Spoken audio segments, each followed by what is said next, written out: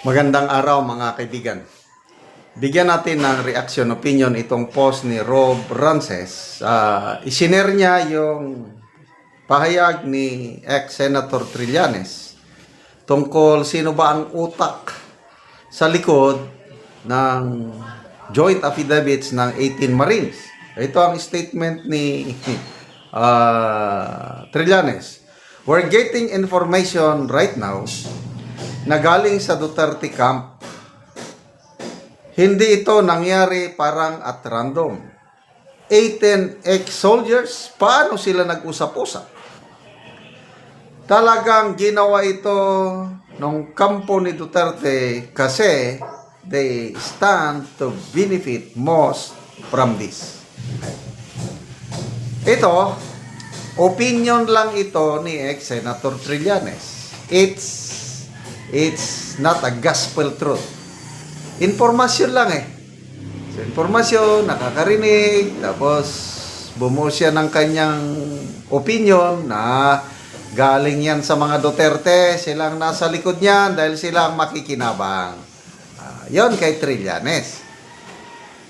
Ngayon, tignan natin, pinapaniwalaan ba siya ng taong bayan?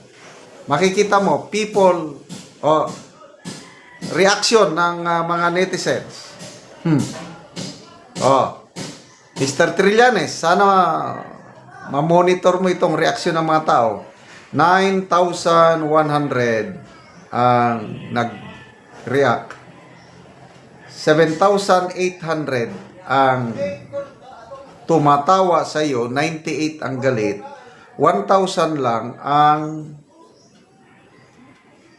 nag-like o naniniwala sa kanya. So, anong percentage? Halos nasa 90% ang hindi naniniwala sa kanya. 10% lang ang naniniwala. Basa tayo sa mga comments. Nitro Bisda, ang dami mo pang satsat, magsampa ka na lang ng kaso para magkaalaman ng katotohanan sa korte. Correct. Si Mr. Trillanes ang unang nag-warning na kakasuhan niya si Atty. Baligon. Bring it on!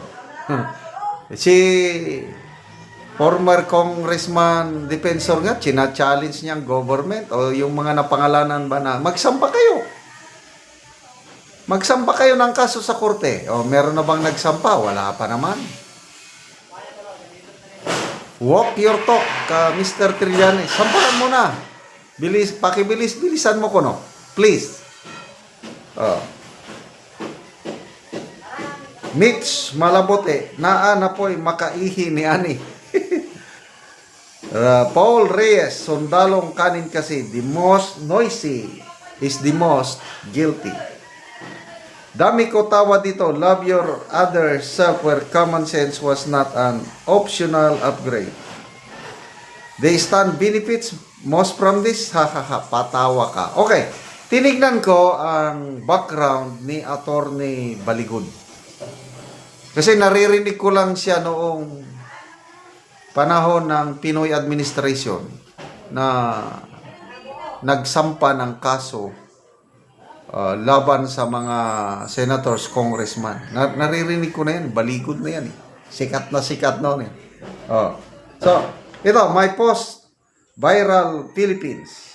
Tungkol ito kay Atty. Baligon. Atty. Levito Baligon is a prominent Filipino lawyer and anti-corruption advocate, widely recognized for his role as private prosecutor in some of the Philippines' most significant political scandals. Ang mahinawakan niya is high-profile cases and legal contributions on PDAP pork barrel scam on 2013. Siya, kinasuhan niya basta senador, congressman, and 5 cabinet secretaries. Kaya nga, may mga nakulong dahil kay Atty. Baligon. Yan ang track record niya. So, ibig sabihin, dati niya nang ginagawa ito, basta may corruption issue, gumagalaw siya. Kaya nga, nung tinanong siya ng reporter ng News 5, ano yung motivation mo? Sabi niya, obligasyon ko bilang Pilipino na alamin ang katotohanan dahil pera ng taong bayan ang nakataya dito. So, ako, naniniwala ko na walang politika ito. Out of his passion, of his advocacy, nung nakita niya, naniniwala ko sa rason o motivation ni Attorney Baligod, sabi niya, nung nakita ko kung ano ang ginawa nila kay Orly Gutesa, na pinagtulungan, instead na ipurso ang lead ng kanyang testimony, sinira.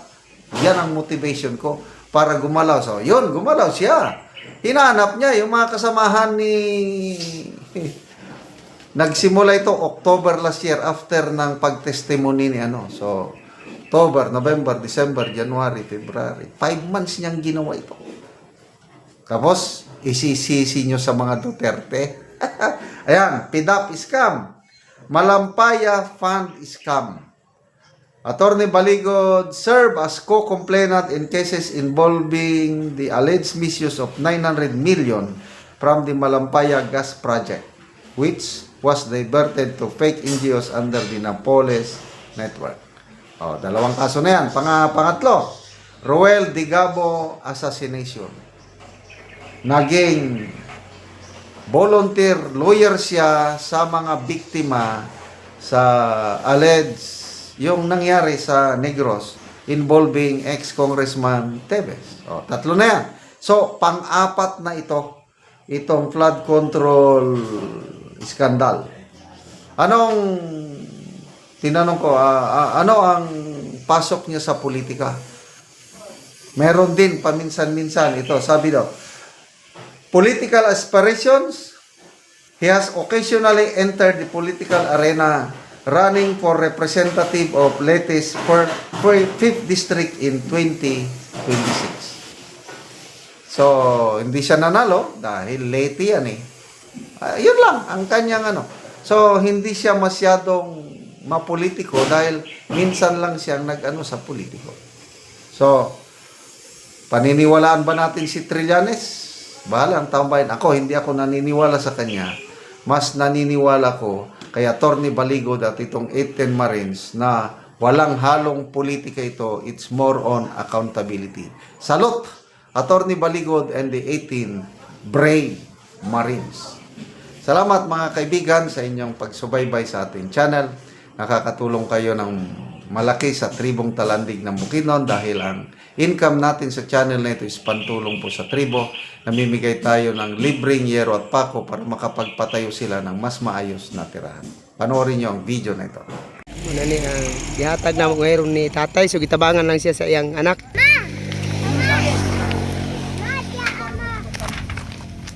Muna ni ang atop ang karon. O karon muna ni ang atop sa tagaan na mo gero ni tatay, so kuang gyud kining diri tungod sa kadtong daghan nga hangin, kusog nga hangin og kadtong bagyo, gipanglupad na gyud ang uban, so nangayo siya og tabang. So muna ni ang itsura sa iyang atop.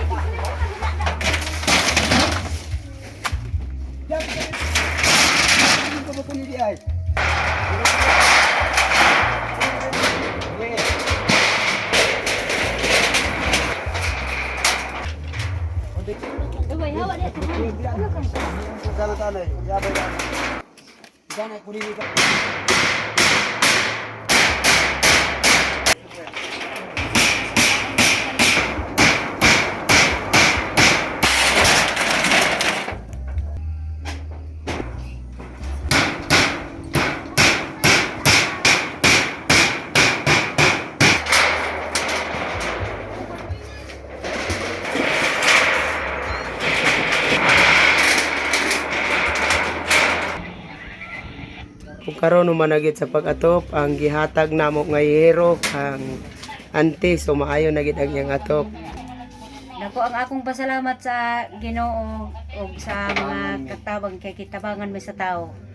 Salamat sa Ginoo nga di namigid karon maulanan.